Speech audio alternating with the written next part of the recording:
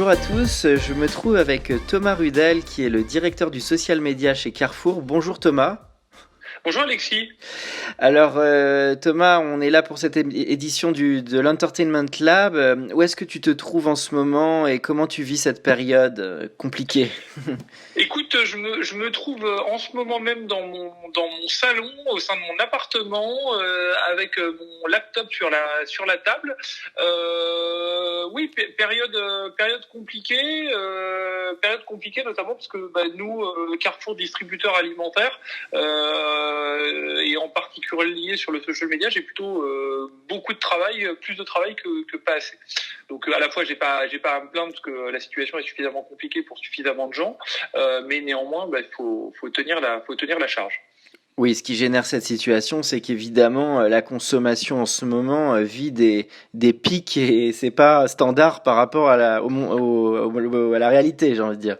Oui, et alors c'est un petit peu compliqué parce qu'effectivement c'est des pics extrêmement forts du côté du e-commerce, des choses comme le drive et la livraison à domicile, c'est des volumes de demandes multipliés entre 3 et 7, donc avec des difficultés très fortes à les absorber, des erreurs qui peuvent nous arriver de faire.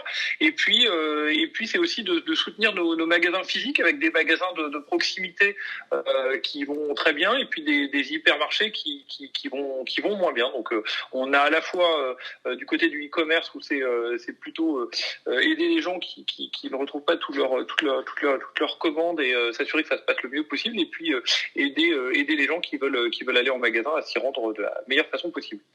Parfait. Alors avant de revenir un peu au contexte qui forcément on ne peut pas ne pas être évoqué, est-ce que tu peux nous dire Thomas un petit peu ton parcours et comment tu es arrivé à être directeur du social media chez Carrefour?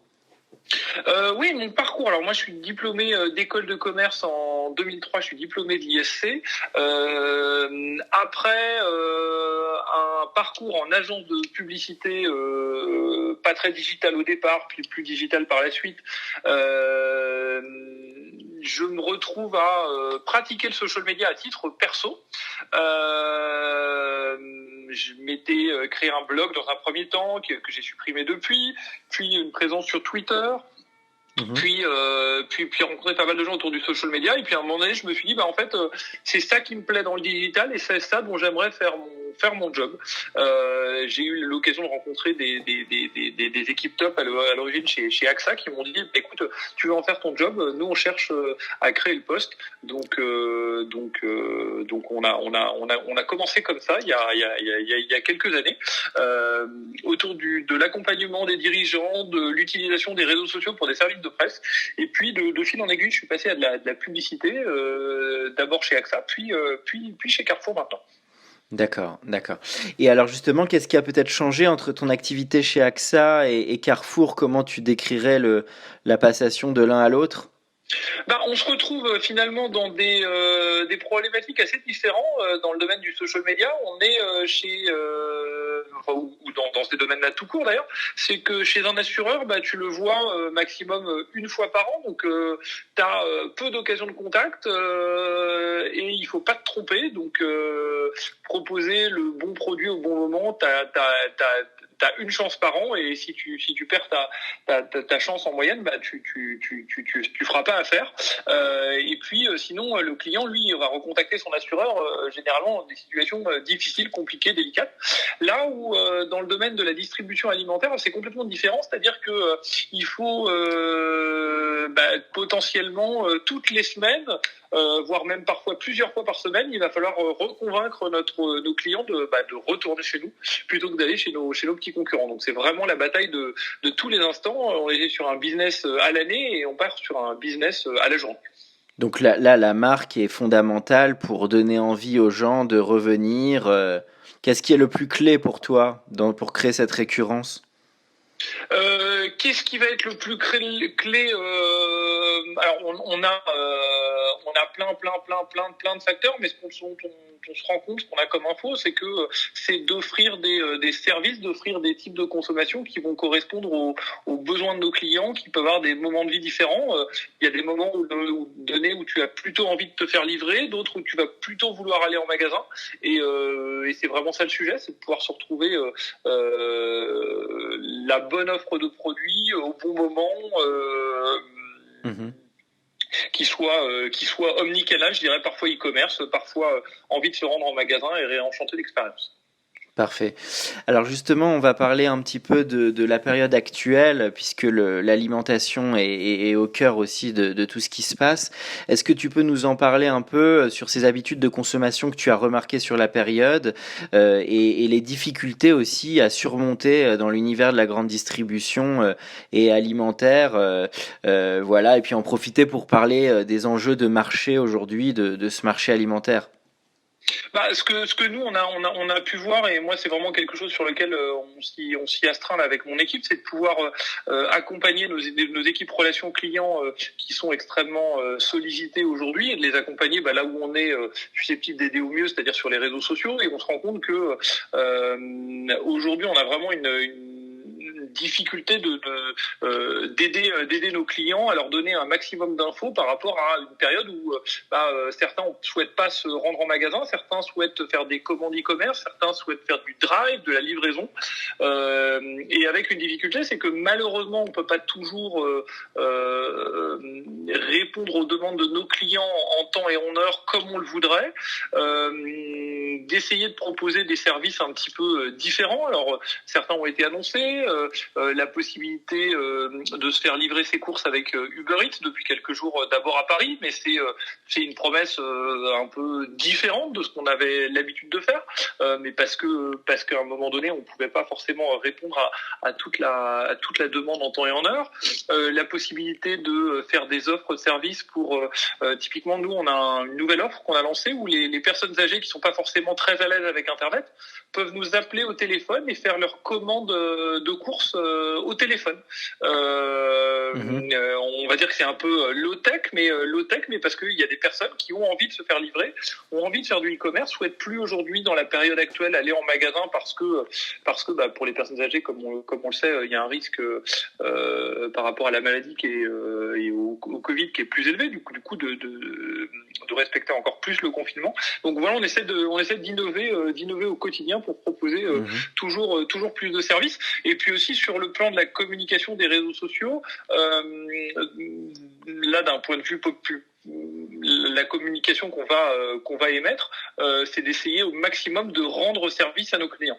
On est beaucoup moins sur des discours promotionnels comme on pourrait l'être parfois dans d'autres périodes ou comme on l'était avant. Là, c'est pas le sujet, c'est vraiment essayer d'aider nos clients, de leur parler aussi, comme on l'a tous vu, beaucoup de ventes de papier toilette, beaucoup de ventes de pâtes, beaucoup de ventes de farine et d'œufs, et de dire aussi à nos clients consommer aussi des fruits et légumes, parce que en consommant des fruits et légumes, vous faites aussi vivre nos agriculteurs que vous souhaitez tous soutenir. Donc c'est aussi un des sujets de pousser des filières qui peuvent être aussi en difficulté, parce que effectivement il y a plus de restaurants, il y a plus de restauration collective, donc il y a un sujet aussi de pousser les fruits et légumes qui, par nature, eux, sont périssables en plus.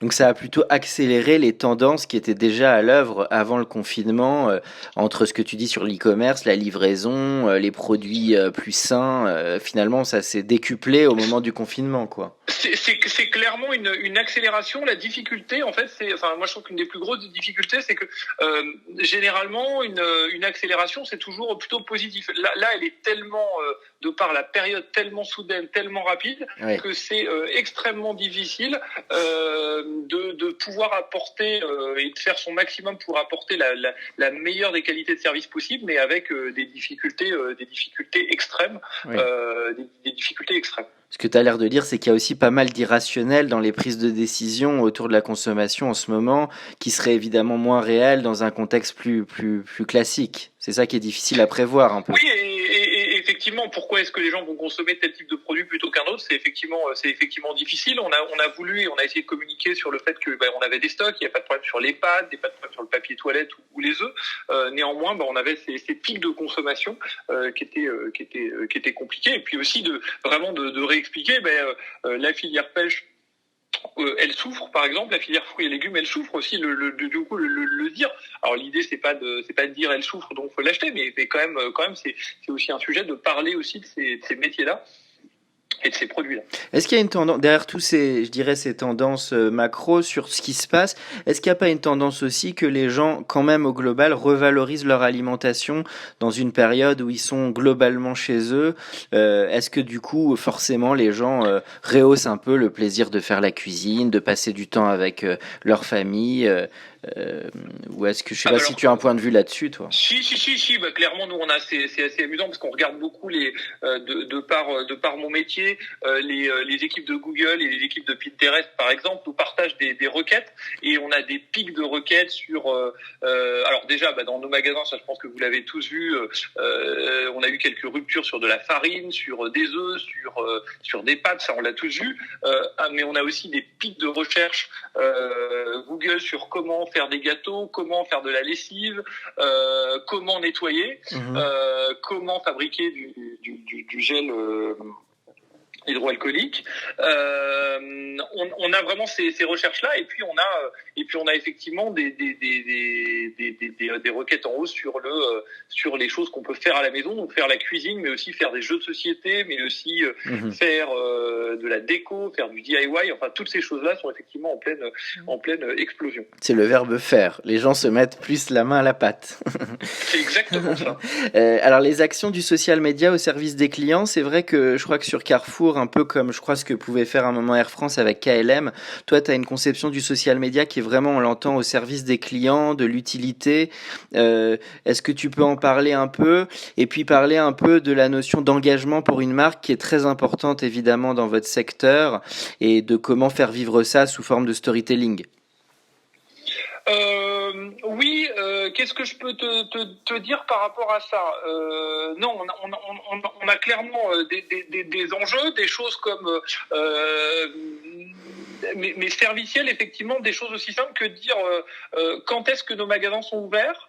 Le fait de dire aussi et de communiquer sur les gestes barrières qu'on va pratiquer en magasin, le fait aussi de d'écouter nos clients quand ils nous disent dans tel ou tel magasin les gestes barrières n'étaient pas vraiment respectés, le fait de dire aussi merci à nos collaborateurs en magasin, en entrepôt qui nous aident, qui sont au quotidien avec les clients, ça nous semble extrêmement fort.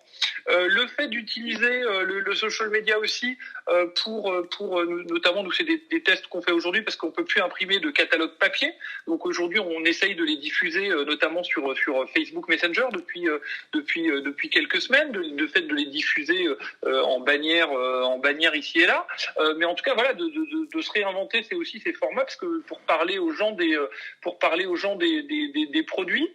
Alors effectivement, ce que tu évoquais par rapport aux promesses sociétales, nous on avait un engagement chez Carrefour avant le Covid qui était autour de la transition alimentaire, du mieux manger, du faire soi-même, moins de produits transformés. Là c'est vrai qu'on a un cadre un peu particulier qui s'y prête, mais le sujet n'est pas forcément de parler pas revenir sur nos transitions alimentaires, mais il est clair que on se retrouve dans un moment où les gens le recherchent, les gens ont besoin de ça, et le sujet c'est de voir comment est-ce que on utilise le digital pour rendre service aux gens. J'insiste là-dessus parce que c'est vrai que parfois on entend le community manager sur le bon mot, sur la bonne blague, sur le trait d'esprit. Pourquoi pas, et ça peut y avoir sa place, mais c'est vrai qu'on n'est pas forcément sur nous la bonne industrie et le bon moment pour ça. Donc on est vraiment enfin nous, je trouve que toute la difficulté c'est de réussir à être juste, et aussi parce que nos clients viennent chez nous souvent, puisque du coup, on augmente la fréquence de contact et l'erreur peut arriver, donc être assez humble, parce que chaque fois, c'est chaque semaine, on est remis en concurrence par rapport à nos concurrents ou à nos expériences en magasin ou sur le digital. En tant qu'expert du social media, comment tu définirais, pour toi, un bon storytelling? Comment est-ce que je définirais un bon storytelling? Un bon storytelling, c'est un storytelling qui fait arrêter le pouce.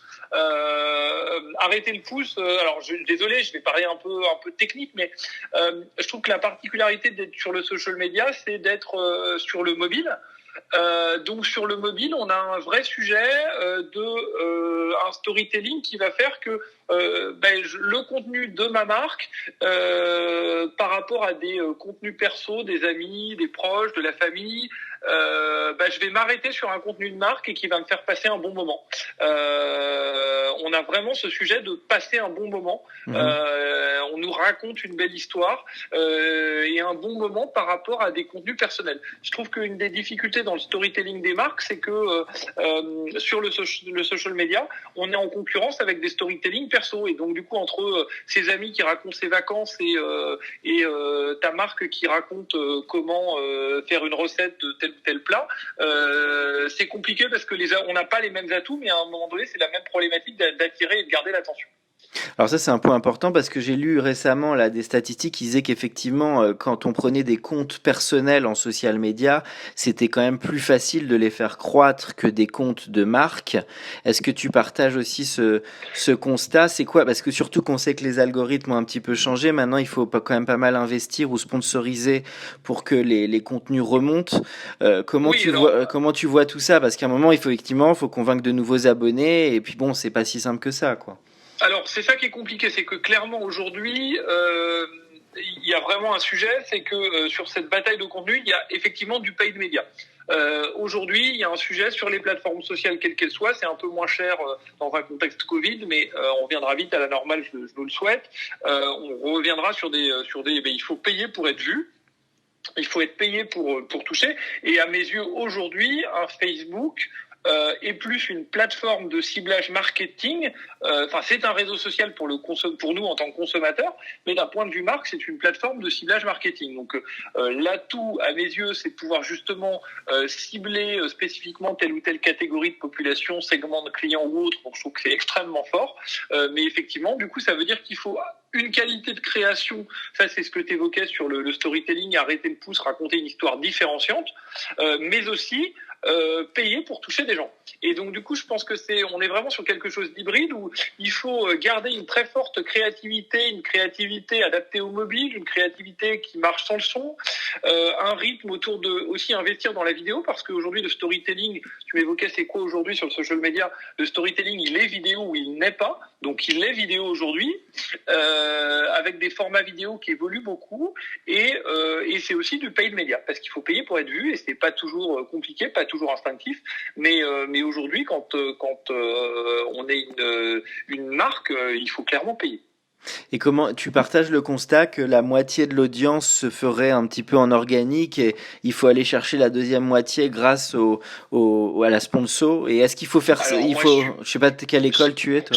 Moi, je serais encore beaucoup plus radical que ça. C'est-à-dire que à mes yeux, l'engagement est la cerise sur le gâteau, mais que vraiment le gâteau, c'est le paid media. On est de plus en plus obligé de payer. Je dis pas qu'il n'y a pas des bons contenus qui marchent pas en organique. Je dis pas que, mais on a vraiment besoin d'investir, quoi. La médiatisation de plus en plus fréquente pour être vu. Ouais. Un bon contenu marchera toujours, mais il a quand même besoin, à de rares exceptions près, d'un soutien média important, que ce soit sur YouTube, sur les plateformes de Facebook, Instagram, Twitter ou autre. Tu peux aussi parler en deux mots de l'importance de la ligne éditoriale. C'est quelque chose qu'on a souvent vu parmi les marques, c'est que souvent les gens pouvaient penser un peu trop court terme, et aujourd'hui il faut réfléchir catégorie éditoriale, comment je déploie une histoire sur toute une année ou même sur plusieurs années. Ça c'était un point que je voulais voir avec toi. Oui, c'est important. Enfin, c'est vraiment important de se dire que, je serais encore plus catégorique que ça. C'est-à-dire que sur le social, le social est un endroit pour décliner ta strate de marque. On doit avoir une strate de marque. Les réseaux sociaux sont des médias entre guillemets comme les autres et sur lesquels on doit décliner une stratégie et c'est effectivement important d'avoir de la cohérence, de la conserver sur la durée. Certes, de s'appuyer sur des codes. Le code, ça va être un petit écran, ça va être la possibilité d'avoir des interactions, un algorithme avec lequel il faut jouer, mais néanmoins on reste sur sa strate de marque. Et je pense que c'est extrêmement important de rester juste là-dessus. Tu arrives à voir des corrélations entre tes niveaux d'engagement, niveau social, et les niveaux des ventes en physique. C'est toujours des chiffres difficiles à avoir, mais tu arrives à avoir des impacts là-dessus. Oui, c'est vraiment un de nos sujets majeurs. Aujourd'hui, des acteurs comme Facebook nous permettent de mesurer le store visit, donc ont été exposés à une pub Facebook. Est-ce que les gens se sont rendus en magasin? Ici, ils seraient peut-être rendus par ailleurs. J'insiste là-dessus. Donc, tout n'est pas parfait, mais c'est effectivement important de se dire. Alors, pour les ventes e-commerce, c'est logique, mais de plus en plus, effectivement, c'est ce qu'on va regarder. C'est est-ce que nos actions de communication sur les plateformes ont eu un impact en termes de visite. Alors, toute chose étant égale par ailleurs, peut-être que d'autres campagnes ont joué, mais ça me semble important de le dire, de le mesurer. Ouais, et de rester aussi très les pieds sur terre par rapport aux plateformes. D'accord. Instagram serait pour toi un complément. Facebook a l'air d'être quand même la pierre angulaire, toi, de ta stratégie ou... Oui, alors la pierre angulaire, mon sujet, il est juste que j'ai 37 millions de personnes qui vont sur Facebook au moins une fois par mois. J'y retrouve une partie significative de mes clients. Donc à un moment donné, ce serait ma pierre angulaire. Je dirais que c'est le TF1 des réseaux sociaux, clairement. Maintenant, on utilise aussi beaucoup Instagram, YouTube est très utilisé de façon un peu différente. Et puis on essaie d'expérimenter de plus en plus de choses sur Snap, Twitter, on l'utilise assez régulièrement aussi pour des actions plus institutionnelles, mais clairement les plateformes ont des rôles et des usages dédiés, mais il est clair que Facebook a une très forte puissance de frappe pour toucher beaucoup de gens en peu de temps. Et LinkedIn est monté en puissance sur le B2B énormément depuis une à 2 années, quoi. Ouais, exactement. Ils étaient très marque employeur, très recrutement, et puis de plus en plus beaucoup de contenu, beaucoup de viralité. Alors certains disent mais c'est trop CSP+. Oui, mais c'est une audience qui est intéressante à raconter aussi, à travailler aussi. Super. Dernière question, Thomas. Donc, on est dans l'Entertainment Lab, donc on parle aussi un peu d'entertainment en plus de marketing. Je voulais savoir un peu dans tes goûts, toi, de spectateur, en termes de séries, films ou livres qui ont pu te marquer récemment ou pendant la période du confinement. Écoute, pendant la période du confinement, j'avoue, je me suis pris un abonnement à Canal+. Je voulais regarder le Bureau des légendes, la dernière saison que j'ai effectivement regardé les 4 premiers épisodes, mais aussi un gros coup de cœur pour le Baron Noir.